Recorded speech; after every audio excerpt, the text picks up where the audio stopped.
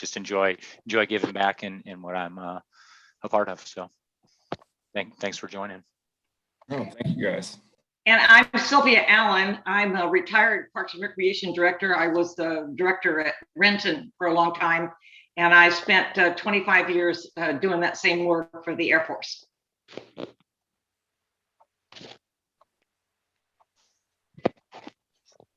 I'm Sue Dellinger. My only contribution is that I'm a lifelong resident of Lakewood and I love it and the parks, but I don't have a background in parks and anything like that. So I'm Mike Lackady. I'm retired Air Force, retired Boeing. I know about 1/100th about parks as the rest of the people on this board, but I'm just a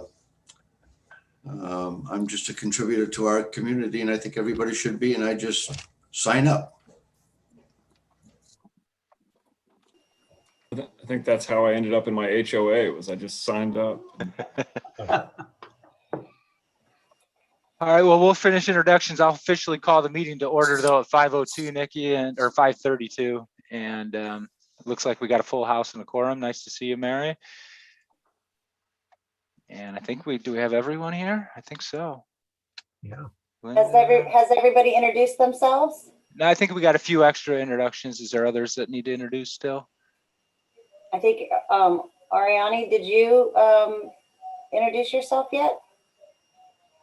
No, I have not. Hi, I'm Ariani. I guess you guys introduced each other based off of your jobs. Well, I'm 16. I mean, I just got a job. It's probably not as interesting as your guys's. I just bag groceries.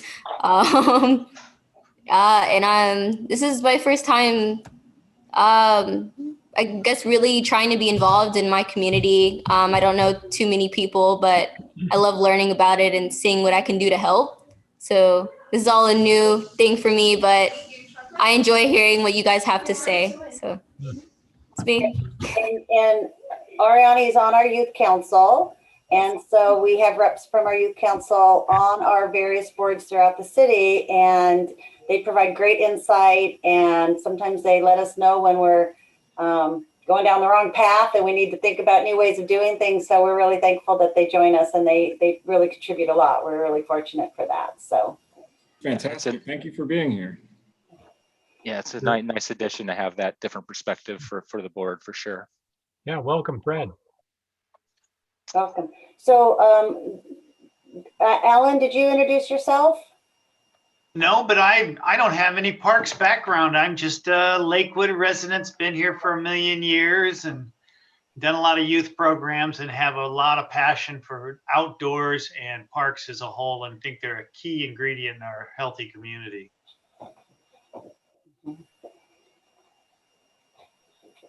And our council member, Linda Farmer, is on here. She's our liaison from the city council.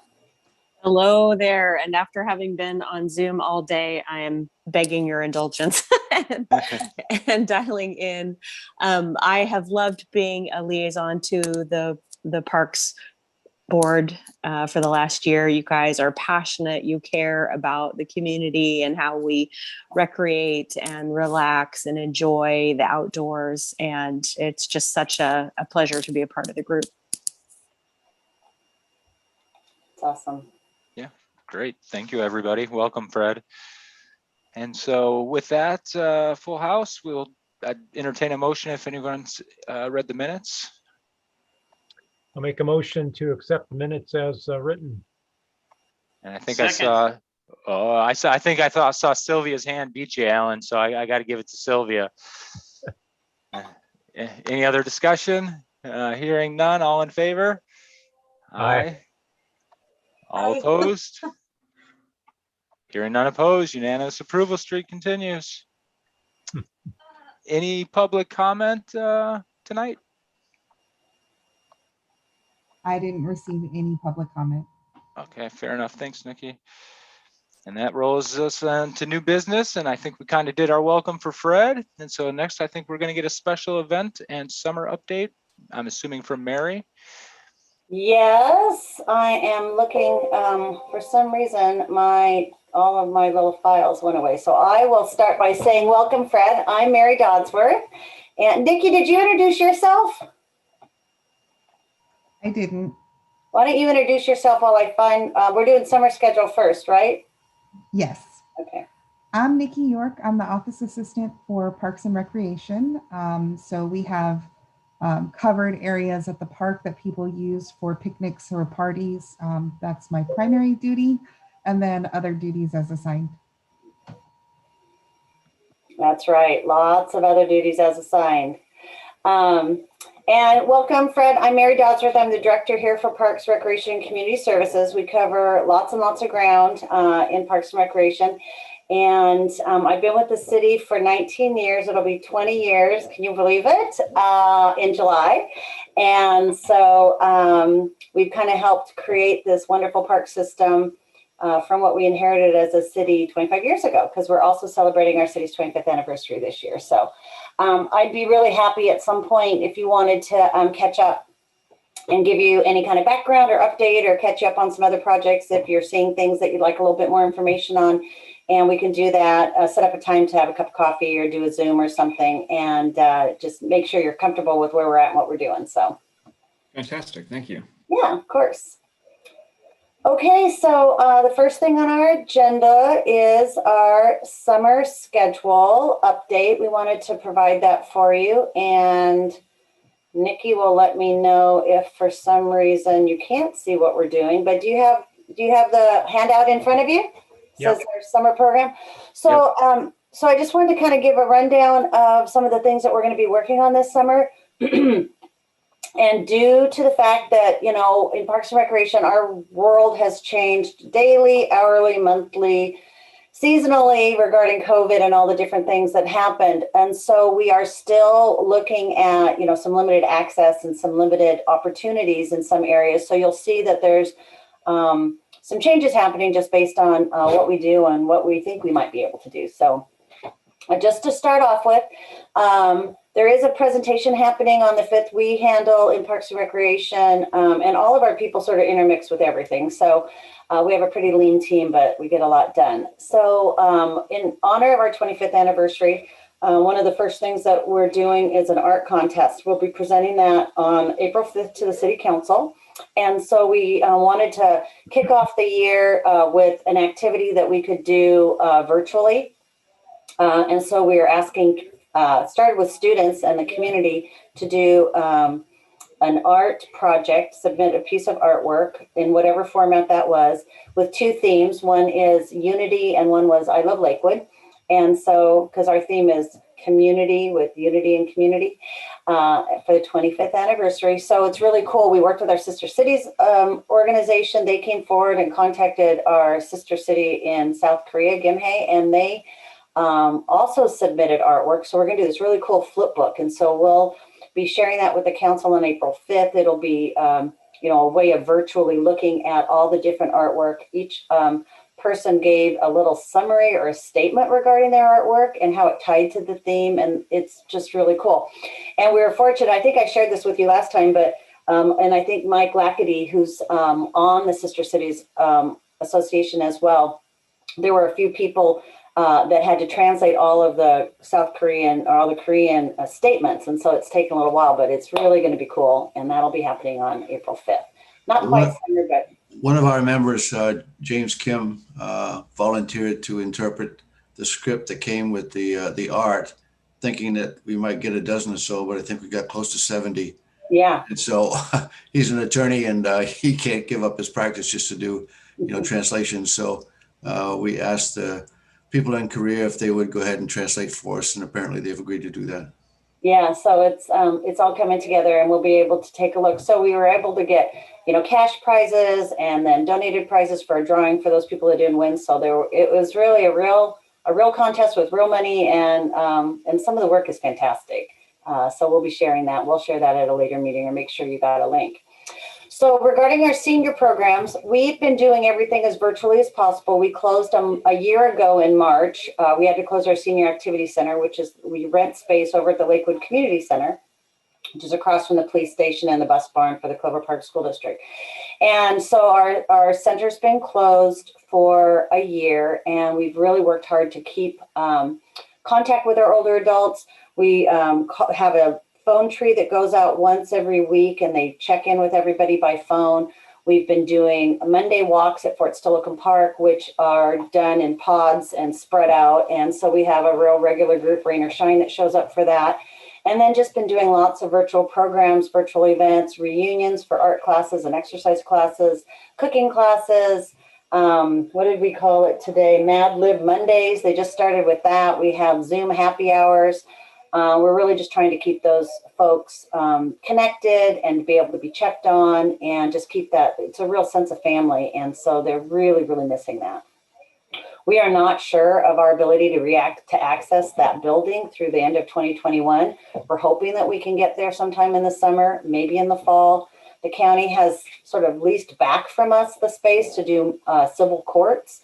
And so they're trying to figure out how they can get through their calendars. With all of the COVID, they've had to, divide and conquer and spread out like we all have. So, so that we're working on that, but we're going to keep going. We do about 12 virtual events a month. So there's a lot going on with that population, and introducing them to some of the our older adults to some of the new ways of doing things. So that's been fun. We have our Agents of Discovery program that we kicked off early this spring, and it's a mobile program where you go to the park, Fort Steilacoom Park, and you can download Agents of Discovery, and it's like you can walk around and do like 8 missions. I think there's 8 or 10 missions at the park, and it could be taking a picture, it could be doing a game, and when it creates movement through the park. It's a GPS thing. So when you get within a certain area that mission is, it pops up on your screen, and then you have a little interactive thing. So it's a way of getting, those kids that love their devices, primarily it's for youth, a way to move around in the park. It's family friendly. And then we're also creating special ones for like the farmers market, for our 25th anniversary, coordinating with a big scavenger hunt we're doing. So again, using that technology and getting people outside, who are outside anyway, but giving them some focused things they can do in the parks. Parks Appreciation Day is coming up on April 24th. This is, I think, our 20th year doing it. We've been doing it since the beginning. We were one of the founding families, and Metro Parks Tacoma was one of the other founding groups. So we've been doing that. So we are going to do Park Appreciation Day this year. It'll be on Park Appreciation Day, which is April 24th.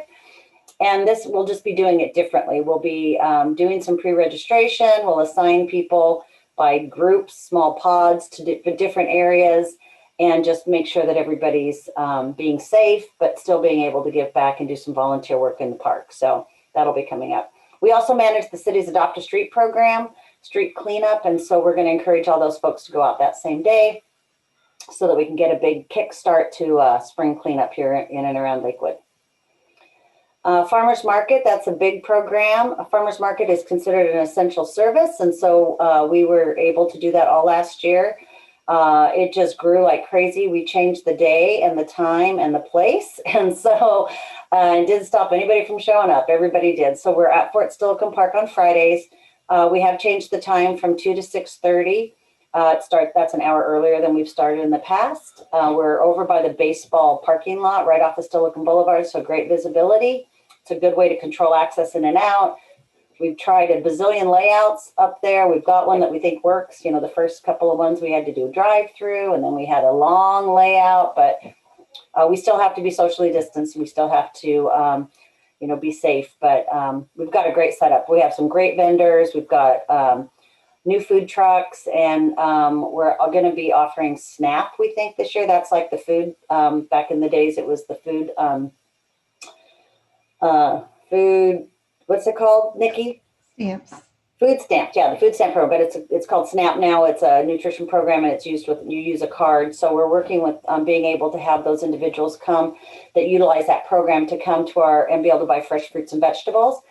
It's very similar to what we created, which was a Healthy Bucks program, and that is, again, sponsored by Franciscan, and it pays for kids to be able to buy $2 worth of fresh fruits and vegetables at the market. And so it's a great way of getting folks for kids to try healthy things, but also bring folks in that that may have some economic challenges to be able to utilize our farmers market and be able to purchase those fresh fruits and vegetables. So we're excited about that. We're gonna be doing some drive-in movies. We do them on one of the baseball fields at Fort Silicon Park. Those will be on 6 different Fridays, 2 in June, 2 in July, and 2 in August. We do about 160 cars per event. Most of the movies are sponsored, so that offsets the cost. It helps us be able to offer it very reasonably per carload. And then there'll be themes associated with each one and maybe prizes or some kind of treat that you get when you come. So we'll make them really, really fun for families. We did a couple last year and they sold out like crazy. But again, it's another way that people can gather and be socially distant, but still have a fun community event. And it's right after the farmer's market. So you can come early, get your food, get your food truck, get your treats, and then you can go park and get ready for the movie. In the past, we've done summer day camp, and we were not able to use the schools last year. So we were able to use the Senior Activity Center, which was a great use of resources. However, that facility isn't going to be available. And even if it was available, the older adults are so clamoring to get in there. They probably wouldn't let us in anyway for day camp. But either way, I don't think we're going to be able to access those spaces. And so we're going to modify how we do our outdoor adventure and day camp program. So I think we're going to, or I don't think this is what we're going to be doing. We're going to be doing a free mobile park program. So we're going to take our Parks and Rec programs out to the communities. We're going to focus on Springbrook and Harry Todd, which are really underserved areas here in our community. We might do Wards Lake. We're going to work on that and see if we can fit that in the schedule. Again, that would give us projects that are south, west, and northeast. So it would be really a good way of getting those really isolated and underserved areas. And again, free for them. We're working with the school district for when they do the free and reduced lunch drop-off. So we'll be, during that time to help promote just that partnership and activity. On Wednesdays, we're going to be looking at doing like a half-day adventure program, and that'll be a registered program where you sign up. Maybe we can generate a little revenue this summer. And but that'll be looking at like a half-day outdoor adventure at Fort Silicon Park. It could be bird watching. It could, and different things associated with that. It could be things that float. So maybe canoeing or looking at the RC boats on the lake. It could be survival. It could be lots of different things. So we're going to be working on scheduling those out where people would sign up and come for like a half day, but probably not our traditional day camp program. We're going to have our summer concerts in the park. We've got all of the bands scheduled. There's 8 concerts scheduled. They'll start in the middle of July and go through the end of August. Pardon me, I think that's 6. I know we have 6 movies. Anyway, so we're going to be doing at the Pavilion at the park. We are setting up some fencing around the area. So if we do have to limit numbers and create pod groups and pre-registration, we can do that. We're thinking that the numbers, right now it's at 200. We're thinking we may be able to get up to 400, depending on if, the phases change, and we'll be following all the guidance. We always do. But anyway, so that'll be happening. And even if you didn't fit within the fence, you could probably still hear the music from the outside of the fence if you wanted to come to the park and, didn't make that pod mode. But as long as everybody's safe, we're fine with that. Summerfest, which is a giant event, is canceled. And it's not that we won't be able to gather as a group probably in July, but we do an event for 40,000 people. And if you tell 40,000 people that only 400 of you get to come, that doesn't do well for our customer service. It doesn't do well for the experience, and also the reputation of that event. It's such a really big, cool event. It just wouldn't be the same. And it takes months and months and months and months to plan something that big. And so we're really not going to be able to do that. And so we told the council we would wait till the 15th.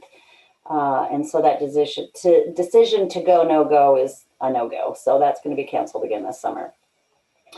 But in its place, because gosh, we couldn't just sit around and do nothing all year. So probably what we may do is at the Colonial Plaza, which is where we're going to, or Motor Ave, where we're going to be doing our 25th anniversary party.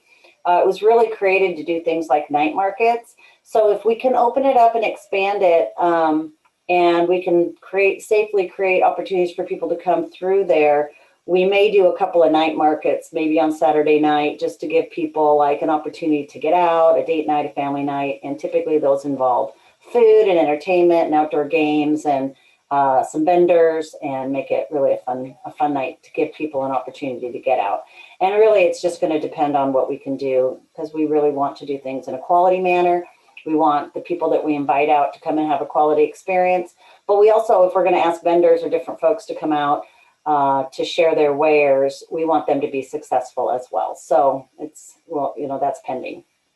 And then the big finale for the summer is going to be our 25th anniversary party, which is going to be on September 18th, knock wood, outdoors at the plaza over at Motor Avenue. And again, that'll be entertainment, outdoor games.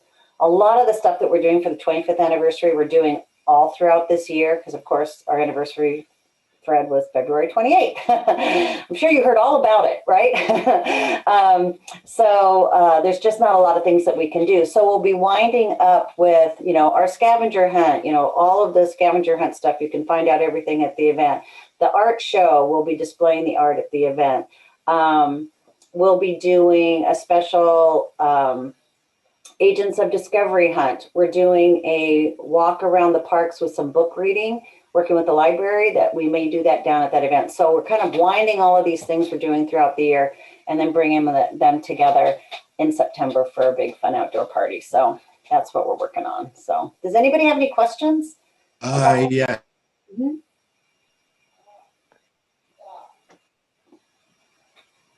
I think you said something, Michael, but you went on mute then. Yeah, Michael, did you have a question? I'm sorry, I didn't hear it. Yes. As a spokesman for the president of the Lakewood Sister City Association, my wife, Yeah. you know, the Summerfest was our rationale for the lodging tax grants that we had.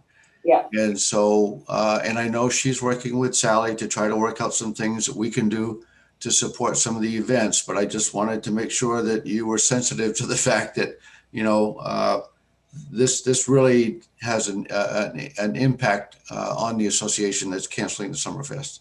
We appreciate that. We get an awful lot of lodging tax funding as well to support those community events. And so we understand that, and it's unfortunate, but our deal is that we can't create an opportunity or an event that, you know, for 200 people or 400 people, that's really not going to work. And it's a different kind of event. Now, if Sister Cities wants to come in and do some kind of an event, we'll work with you. We permit stuff all summer long. We're going to be permitting things all summer long, but they'll be very restricted in what you can and can't do and the number of people there. So of course, we'll continue to work with you on that. It just won't be Summerfest. So Yeah, I think Sally is talking to Connie about, you know, maybe at the market, setting up a booth with some entertainment or, sure, you know, yeah, something like that, that we can get our finger in it. yeah, of course. And Nikki is the keeper of the universe when it comes to permitting too, for if you guys decide you wanted to have some kind of an event, if you had guests coming from another country or something like that. So we can help you with some of those logistics as well. But yeah, we understand that it doesn't just impact us. It does impact a lot of different folks. You know, we have vendors that rely on us, that count on us, that have been hurting because they haven't been able to do festivals. Yeah. But I think that's going to be the norm for this summer as well. So. Yeah, and it's not uncommon. It's the whole region. I mean, we canceled our 4th of July festival, and most municipalities are. We just don't. Too soon to know what the guidance is to be able to plan. Yeah, Silicon did theirs as well. Canceled theirs as well. Right. No, it's a great report. Despite the restrictions, you guys are as busy as ever, Mary. So kudos to you and staff. Does anybody else have any questions about what we're doing, what we're working on? We'll keep you updated on a monthly basis, you know, during our director's report, kind of some of the special things that we have coming up. Perfect. And are you guys taking reservations for the drive-in yet, Mary? We haven't opened up that registration yet. We haven't even promoted it. We just, our communications manager, you know, position's been empty for several months. And so hence I was making the joke to Fred about, oh, I'm sure you've heard all about the 25th anniversary, because But he just started last week. I met with him on Tuesday and went over all the things we needed him to do yesterday. And he didn't run screaming for the hills, so that was good. And so he's got his work cut out for him. He's really, really busy, but we're excited to have him here. So you'll be hopefully seeing some more things. He's got some really creative ideas. We're really excited to have him. So fantastic. Cool. Well, it looks like we get a Chambers Creek Trail update next from you. Da, da, da, da, da, da, da, da. Here we go. Let's see. Slideshow from the beginning. And I'm going to see if I can figure this out this time, right? Because I think you're probably seeing all my notes. Oh, it's right up here. Let's see. There. Can you see that? Look who's It's becoming perfect. a technology I know, expert. look at me. I'm so high tech. Okay, so I was going to give you an update on the Chambers Creek Canyon Trail, and it just so happens that I'm going to be chatting with the North Lakewood Neighborhood Association at 7. So good practice, but also just letting people know what's happening, because we've been talking about this for quite some time, and it might seem like not lots has been happening, but it's just been this ongoing planning cycle. But just to start off with, the Pierce County, University Place, and the City of Lakewood have been working jointly on this project for many, many years. So just as a reference point, Chambers Creek Properties is a bigger area. So you know where the golf course is, where they had the US Open. Many of you probably walk the loop all the time. And the canyon was, a canyon trail was proposed initially in the master plan for this site back in 1997. And the site plan has been updated about every 10 years. So I think the last update was 2017. But the idea of a trail hasn't changed. It's been there from the beginning. So just a little history of the partnership. So again, the master plan was created in 97. We did an open house in 2013. Many of the people on the park board helped host that, and it helped the community learn about the plan, and it helped folks. We were able to talk to folks that were very excited about the plan and about the trail. We were able to talk to people that were concerned or fearful about the trail, thinking that we were going to put it right in their backyard or put fence it. Some of the concerns were we're going to put gates from the trail right into their neighborhood, their properties. So we really tried to alleviate some of the fear that was happening during there. In 2015, we created an interlocal agreement so that we could work together, because of course, you know, if anybody's going to spend $1 and we're going to all work collectively together, we wanted to lay that out and make sure we had all of our councils, all of our communities on board. I do have to say that although a trail has been along the canyon, has been in all of our master plans since the beginning of time, University Place has really been the city that was really constantly like stepping up and really putting it to the top of the list and really making it a priority for their community. So initially they were really kind of dragging us all along just because it was really important to their community to get this project started. In 2017, we created a phased design plan, which is, you know, dots on a map, but it really looked comprehensively about how we would get a trail from here to there in the canyon. And then in 2019, we signed an interlocal agreement. Again, we updated it so that we could go from just planning a trail to how we might actually build the trail. We also, at the same time, were applying for grants. And we were all working together on them, on the presentations. Although the property, and I'll share with you in a second a map. I'll just jump to it now. So here outlined is kind of the area. If you look on the north, which is the north side of the creek, is University Place. The south side is the City of Lakewood. And then all of this land, the majority of it is owned by Pierce County. And then this is, of course, the creek running through it. Here, you know, the Chambers Creek is sort of like the Colorado River or the Columbia River. It divides our two communities, but it's in the canyon area. You can see it's and this is an older map, so it's even more heavily populated with people all around. So it's an amazing natural area and a very densely populated area.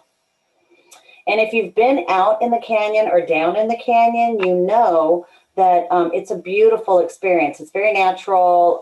There's wonderful views of the creek, native plants, wildlife. It's really a great place to go play. couple of varieties of ways of getting across the creek, not necessarily the safest ways of getting across the creek, but some people do it. This is just nature's way of providing a bridge.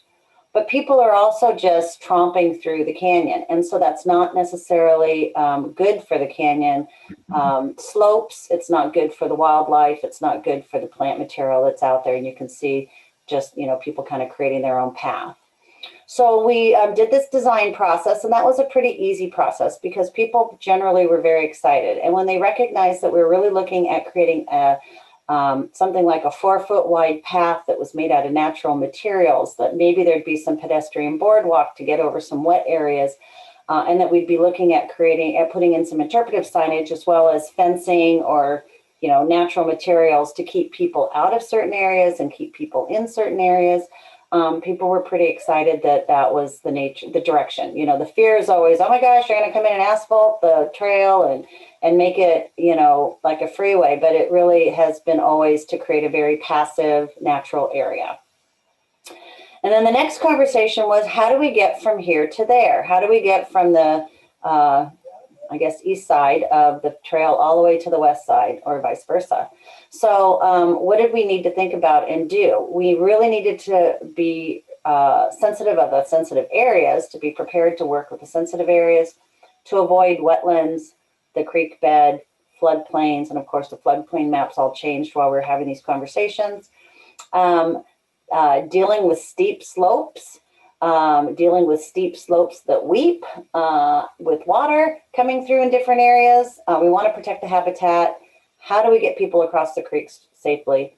And then again, using those natural barriers so that we can make sure that trail users and property owners are protected. So this was the original trail alignment that we were talking about. And this is Lakewood, again, Lakewood Side University Place. So this is Phillips Road, down, follow Phillips Road all the way to the end. This is where we have a trailhead now, and it's been there for many, many years. And so the first trail alignment was to do a phased project where we go from Phillips Road across the bridge to Kobayashi Park, which is a University Place Park. And the idea it's a great pilot project. It was a great connective project and pretty easy to do because these trails were really pretty much already there.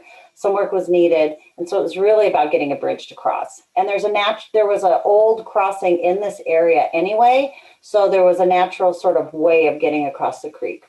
So that's phase one, and it is happening. And that was the easy part. So then it was, how do we get from here to there? The goal is to create a 2.5-mile path using areas of the canyon to get from here to there. So the idea was to look at starting on, you could start on the south side, you could go across and go on the north side, then you could cross and go on the south side and get down to here where the fish ladder is, the bridge that crosses to the properties, or even create this loop trail system, again, getting you over in those areas. So it included 4 different bridges and to carry you from here to there, and then creating some and updating some trailheads. So you have the Phillips Road area that's been improved a bit, still very natural. This would be a new trailhead along the Zircon Drive. This is across from the golf course, but to create a new trailhead here for access point. Tiffany Park is already there as well, and just to maintain that as a new access point onto this trail, and then getting you down to the Chambers Creek Road. So again, you can get from here to there or there to here.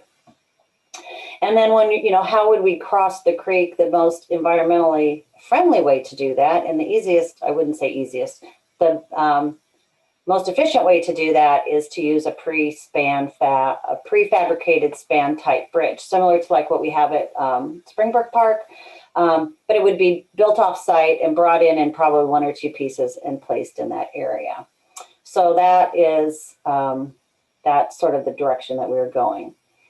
So trail alignment number 1, we found that as we were developing this, we tromped through the canyon, and I say we, staff from all agencies, all 3 agencies, during all times of year, over several years, in the winter, in the fall, in the spring, in the summer, to deal with all of those issues I talked about before that had to do with vegetation and topography and slopes and water in the creek and creek levels and floodplains. And so that's how we got to this configuration. And then what you do is you hire people that really can come out and tell you, is this buildable? Can it be done? And so we worked with engineers and environmentalists and all those fun people.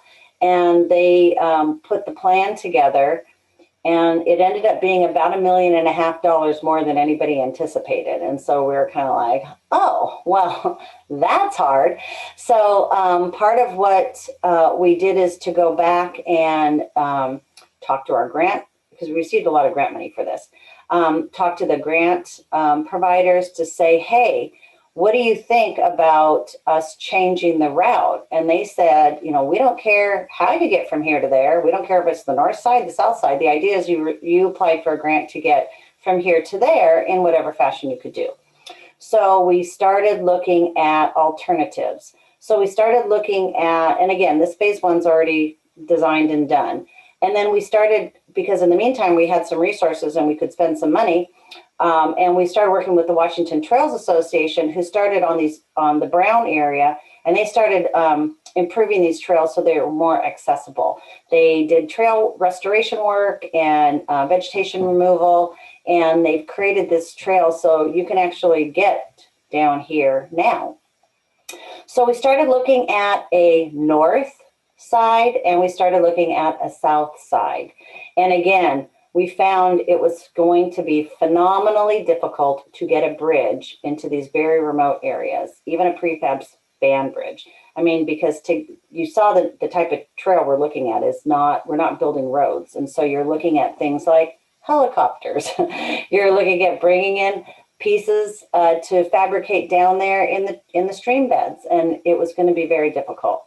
So we looked at, and then on this side, the north side, which is the University Place side, very steep slopes, tons of boardwalk would have needed to be created that was, I can't remember the word, I'm thinking of it right now, but it's where you have to build it into the side of the cliff. It was just turning out to be, and just so much water coming off the hillside. It was really turning out to be a difficult challenge. And so now the most economical, the most feasible seems to be looking at a southern route, which is primarily all on the Lakewood side. So the green property is all owned by Pierce County. So there is some areas that are private property, although they are quite removed from the houses or from the land access points. We do have right of entry from several folks who are interested in providing easements to help this project move along. They're excited about the project. And so we're gathering as much information as we can and working with different folks to try and keep this project alive. And then you'd think, why would somebody want a trail going along the backside of their house? Well, first of all, again, it's down closer at the bottom of the slope, so it's not going to be something that is like in your backyard. But one of the benefits is that it would allow regular trail maintenance and access to happen along the trail, because right now it's not happening. You'd be able to do much more stewardship projects. You would be able to do, invasive and noxious weed control. You'd be able to do more native plantings and have just more eyes on the ground. We all know that when you put positive people on trails in places, then you have less naughty things happening, right? So we have currently worked with like the Oak Brook Town Home folks and the Pierce County Sheriff and Pierce County Parks and City of Lakewood Police. There's a couple of homeless encampments that were never accessible because they were off, you had to go through private property to get there. So, and private property owners that own that land are responsible for those cleanups. And so we were able to work together to get down there and hit a couple of areas and found out that it may be a new route. So instead of having a secret place that people could do these homeless encampments, it could be a route that we could use to keep the trail moving. And again, far away from folks, but getting more folks into the canyon so that we could just get more eyes on the canyon. So that's where we're at right now. Brown is there and good. Yellow is hopeful and working on it. And again, the idea is to get from here to there. So that's it. Does anybody have any questions? Hey, Mary, do you have a rough schedule? I've asked you this question before and I know it keeps changing. Rough schedule on the project. So Yeah. yeah, so this phase one project that's happening, that is actually going out to bid, is the 24th tomorrow. I believe that's going out to bid tomorrow. So we're excited about that. Pierce County's managing it. And first, again, working with 3 agencies, we're kind of the silent partner. I mean, we're not silent because, I'm never silent. But the city of Lakewood, University Place is in charge of all of the permitting. And so that's been awesome that they've been managing all of that. And Pierce County, University Place was going to do all the bidding, but then Pierce County came in and said that they needed to do that based on contracts and laws and rules and things like that. So that's delayed a little bit. But the idea is it's going to go to bid tomorrow, be advertised, probably a 3-week bid. The idea is that we want to get moving because they have to fabricate a bridge. So we need to get a contract in place so that they can get going on that. There are some fish windows we have to work around, but the idea is I believe we'll be getting the bridge put in like late July, August. That's the plan right now. Great. And then phase 2 is we have to really work with property owners to get, safe access through here to be able to make it work. So, because we can't just tromp people. Right now, people are tromping through private property, but, we can't do that. So from your kind of response there, Mary, it seems like University Place is still playing an active role in this now that even though it's all on kind of Lakewood property, but mostly owned by Pierce County, though, other than that part was private property. Yes, and they are still very active and interested, and we've all agreed that regardless if you're on the north or the south, because we were on the same way, we would be paying for stuff happening on the north side. The idea was this is an important regional project, and so we're all supporting the process with our staff, with our energy, with our dollars, and so yeah, that's great. And they are, even though it is now moving from, north, south, they're very interested in seeing a system because they know how important it is to their citizens too. Sure. No, thank you. Mm-hmm. Any other questions on the trail? If not, we're going to start getting ready for Parks Appreciation Day. So, yeah. I'm going to let Nikki take that one, right, Nikki? Go ahead and put me on the spot, Mary. No, it's okay. So we're planning on doing. You're working on it. Sorry, that's your thing. It is. We're looking at putting together smaller groups doing different projects around mostly Fort Steilacoom, possibly Springbrook, and then possibly a few other little sites and areas. But we're hoping to, the fence that was burned down around the cemetery, we're hoping to work on that. Work on invasive species like ivy, of course, that's always an ongoing issue. And then, of course, the Grave Concerns is going to come out and install some headstones. What else am I missing, Mary? What we're right now, that's kind of our master plan. What we may do some work out at Wards Lake if we find some tasks to do, but in the past we would get several hundred folks that would just sort of show up, and we would just have you assigned to a certain park site, and people would show up and we give you tasks and equipment. We're trying to be more pre-registered this year, and so we do know that'll probably reduce our numbers. And so we're kind of working with our parks folks to see how we can find a lot of little things versus, removing all the ivy. And if we do send everybody to remove ivy from Wahop Lake, it's like, okay, well, you get this section, and then these people get this section, and you go up 903 and you go at 906. And so we're working kind of through some of those things as well. Yeah. Alan, are you guys thinking about doing anything on Parks Appreciation Day? Our next day over at the wildlife area is going to be May Day, May 1st. Oh, okay. We just set that this week, so you'll see something in Suburban Times soon. Okay, that's great. Well, sometimes we get calls from folks that can't do stuff on the day we want to do it, but want to participate. So that would be good, Nikki, for you to know as well. You could direct them to Alan and his team if they couldn't do it on our day. Sounds good. So Fred, what we've done in the past is that we've asked our various park board people if they're interested in helping host a site. So what that means is they help sign people in. They may, distribute equipment. Sometimes they take pictures. Now, typically, Vito and Jason have always worked on Park Appreciation Day, so they couldn't participate. So if we understand if that's your excuse as well, and we respect. I'm free. I'm open. You're free. You can't do it. But so anyway, it may be that if you're interested, or you think you might be able to work that day, and again, we would make sure that.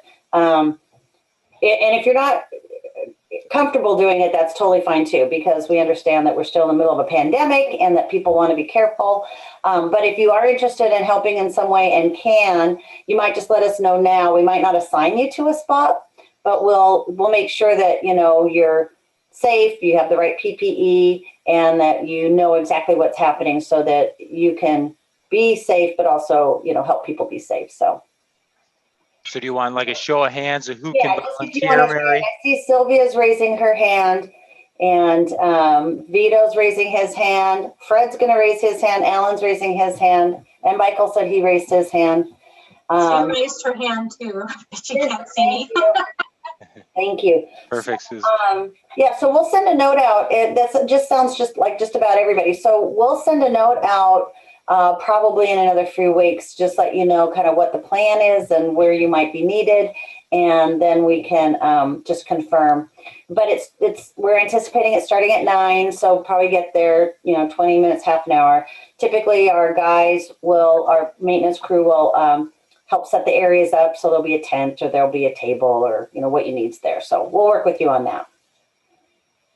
We should probably put in a save the date too. It's Saturday, April 24th. Yeah, that'd be great. Thank you, Nikki. Perfect. Awesome. Look forward to see all the good stuff we get done. And with that, you get to catch your breath for a second, Mary, but we got your director report next. So okay, let's see what's on the director's report. Da-da-da-da. Okay, so I bet you can all see that as well. All right, so just a quick update. It's March. Can you believe it's almost April? Oh, my gosh, what is time flying? So crazy. So we have all kinds of capital projects that are starting, middle of, almost finished. So I'll just kind of rush through those really quick. And I think for those of you that might have forgotten, one of the things we decided that we were going to do at all of our park board meetings is highlight one of our capital projects. Sometimes we're right in the middle of one, but it's really to give you, you've done master plan reviews. So today was Chambers Creek Canyon. So we'll be looking, and I'll show you what we're planning to do for the next couple of meetings if there's anything else you want us to work on. So Springbrook Park, we have done the redesign. So we were expanding the master plan, and we wanted to do some stuff over on the, on the other side. But there's some 2- and 3-year planning projects that are happening over there. So we're really moving the dog park back to the upper area. We are working on getting rid of that third house. That'll probably be happening in the next several weeks. And we'll be looking at starting construction in September. We did our pre-application, and now once we get our final design, we'll be doing submitting all of our permits. We've been working on gateways. They're about 60. Everything's about 60% done because we have the same contractor working on 3 different things, and he can work on stuff, and then he has to wait for WashDOT to remove a pole, and then he goes and works on some other stuff. So anyway, there's 2 new gateways that'll be happening. One will be off of Berkeley, and it will say Tillicum Neighborhood, and the other one will be over on the Woodbrook side, and it'll say Woodbrook Industrial Park. It'll still say Lakewood, but it'll have that like its neighborhood thing. So that's cool. And that's about 60% complete. And I talked to you about Chambers Creek Canyon, so we're working on that.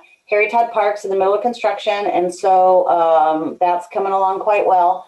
We are getting ready to order a playground. That's like the final thing. The bathroom will be here, I think, in April. And but it's progressing really well. The docks are in, the fishing pier's in. It's really going to be nice. We talked about that last month. Angle Lane South, which is the new parking lot at the backside of Elwood and Angle Lane, the pathway, The restroom building, I think we're providing substantial completion today. And so we have to just change the locks out. So that should be opening up before the end of the weekend. Councilmember Farmer, act surprised when you get your notice. But that's really exciting. There's still some work that needs to be done, like our big swing. So there's a big overhang, and we're going to put this big red swing in there. And so that's cool. It might be green. Big swing in there. And so that'll be a cool thing. And then we're working really hard with the Nisqually tribe to do their project that, you know, they're going to do some benches and some carved seating areas. So that's very cool. And then, so that's coming right along. It's a work in progress.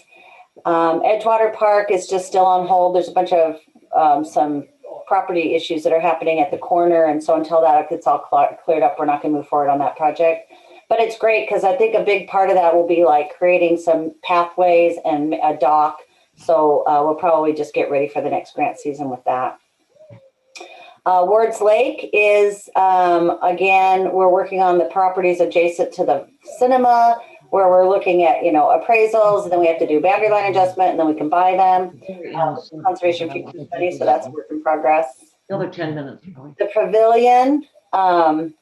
Pavilion project is in construction. It should have been done a couple months ago, but boy, everything you could happen there, from like a sewer pipe that didn't pass pressure test to contractor cutting through an electrical conduit to, I mean, you name it, we've got it. So, but I told him he had to have it done by the end of this month, which means probably by the end of April. So fingers crossed, but that's okay. Nobody could use it before anyway, and it'll be all fresh and clean and ready for all of our new customers and guests and programs. So Sealy Lake, we're working on our phase 1. We did the master plan for that. We're developing our phase 1 improvements, and that's Sealy Lake that's right next to the Lakewood Community Center, which is again owned by Pierce County, but we're partnering with them to do an improvement. And that'll include some trail restoration, probably an improved trailhead, because right now you have to drop down into that dark corner in the bottom of the hill, and some other amenities that go around through there. The Service Club signs, working its way to completion over there by off of Bridgeport. The American Lake Shelter, again, it's about 60%. That'll be happening. That should be done by mid-April. And they'll be seal coating and restriping the parking lot because they did a whole parking lot realignment. So that'll be cool. It adds about 10 more spaces to that lot. And then the All Abilities Playground at Fort Steilacoom Park, really cool project. Unfortunately, and we bought it and it just got delivered, and we demoed all the old stuff out, but now the city's changed their building code and we have to get a building permit for it. So now I have to get calculations and load levels, if there's anybody that's an engineer that wants to do it on the side, that nobody has. So we're going to pretty much be starting from scratch with an engineer and building a skyscraper, but it's really a toddler play area. So I don't even know. I mean, it's crazy. I mean, we've been building playgrounds for 30 years, right? I've never had one fall down. Totally get the reason for it. But I'm not kidding you. It's like, it's unbelievable what we have to do to put this little toddler area in, but I'm doing what I need to do. So anyway, that should be finished up well, it's supposed to start construction today, but we're not ready for that. So it's a big mud hole right now. Go play in the mud. So those are all of our capital projects, again, in various places. And we'll give you an update next month and the next month on some of the big ones that are coming if we get the grants that we applied for, which I'm sure we will. Again, 25th anniversary, we'll do an update every month just because there's lots going on. And I talked to you already about the art contest. It's really a cool project. We're excited about that. And it'll be a great way we can share this flip book with you and our local and international community. So this is a cool project that was started in 2019. It's the American Lake Park Mural. It's a program called Live Like the Mountain is Out. You've probably seen that. It's a branded thing. You might have seen it on buses or on some buildings. So the city received a grant in 2019. We really weren't able to do it in 2020 because of COVID and all the things. So we dusted off the contract, and Phil Jensen was the artist that was selected. And so he's going to be painting this mural on the back wall of American Lake. and you said, hey, we're going to be redeveloping American Lake next year, why would we put a mural on there? But if you're standing on the beach with your back to the water's to your back, the wall that's to the left of the stairs, it's going to be all across there. And none of that area is going to be touched for ADA access. So it's going to look, when you're on the water, it's going to look, because all you can see is the trees up there. It'll look like, you know, water coming down from the mountains to the shore. So it's really going to be cool. And then if you turn around and have the mural to your back, you'll actually be able to see Mount Rainier. So it'll be really cool. So anyway, so that's a mural that'll be coming along, and he anticipates that being done by the end of June. And so I have to tell you, we wrote this, Economic Development wrote the grant, but I always end up with the projects. So for the amount of money that the city got the grant for and that this guy agreed to pay for a mural is phenomenal. So anyway, it's a really good deal. It's like $3,500. And if any of you have done any murals, they're a lot more than that. We all worked on the Cooperative Use Agreement. We did a presentation a while ago. We've gone back to the school board or the representatives from the school district and had it sort of looked through a COVID lens. And so we really needed to take a look at what those impacts are, what the burdens might be. And we added some new language. Just again, the main thing with the Cooperative Use Agreement is you have to have trust. You have to have a good working relationship. You have to have good communication.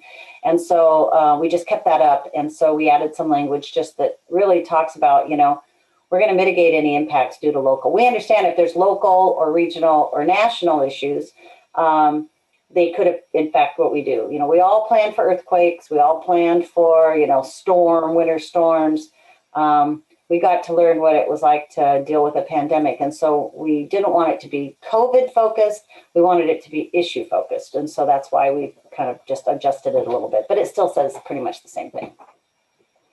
And then just been working hard, doing lots of different stuff, reaching at the community. Again, I'm doing a presentation at 7 for a neighborhood association, and we're just always here to serve. So that's it. Oh, jump through here. On the backside, and Nikki can send this out to all with your Save the Day, is that on the back of your, and this is for you, Fred, as well, we usually hand these out at the meetings when we all get together. On the back or page 2 of your director's report, it'll have our schedule and sort of our meeting schedule and what our anticipated topics are. And then we have a list of special events so you can know those different opportunities to get out and participate, or if you want to volunteer and come help us, we always value that as well. So this is what we have going on today. And we think we'll be highlighting the Sealy Lake Master Plan at our next meeting for our capital project update. Well, you and your staff continue to amaze, Mary. Quite aggressive and great progress you make every month. So appreciate that. So, Mary, I assume there's no fishing this May. No, Yeah. no, there's no fishing this year. Thank you. Yeah, I didn't have that on. We had it on our original list, but we took it off and it was canceled. So I'm sorry. But you know what, Michael, what we might be doing is on one of the Wednesdays where we do the activity, the half-day activity at Fort Slocum Park, we may do it at Harry Todd Park because we have all these new fishing piers and stuff. We may just do a mini fishing thing. It might be free or it might be a little shorty version. So if you're interested in keeping in the loop on that, we'd be happy to share that with you. Sure. We still have, I believe, a whole bunch of rod and reels someplace, don't we? Yeah, we do. Yeah. Yeah, that's why we were thinking if we could do a mini one, that'd be great. And also maybe a free one on a Wednesday or on a Tuesday at Harry Todd, and, you know, let the kids there have a free fishing pool. So, Well, the tanks, the state has tanks filled with fish right now too. It's like they're planning on putting fish out just at normal speed this year. Yeah. So. All right, with that said, we have a chance for board member comments. I want to start out with one, and I got a family and lots of friends who've been to Fort Slocum Park and just love the new swing at the new restroom building. It's a big hit, and I've been told 3 or 4 times I had to announce that at tonight's meeting. So thank you for that. A lot of kids are really enjoying it. Awesome. Cool. Any other board comments for the good of the order? Hearing none, we will meet again on Tuesday, April 27th, right after Parks Appreciation Day. Hopefully we'll get lots of work done there. 5:30, same time and same place, Zoom again. And with that, I would entertain a motion to adjourn. I'll move. All right, Alan and Sylvia with a hand. All in favor? Aye. Aye. Aye. Bye. All opposed. Meeting adjourned. Thanks, everyone. Thank See you you. soon. A great week. Bye, Good luck, guys. Mary. Yep, thank you all.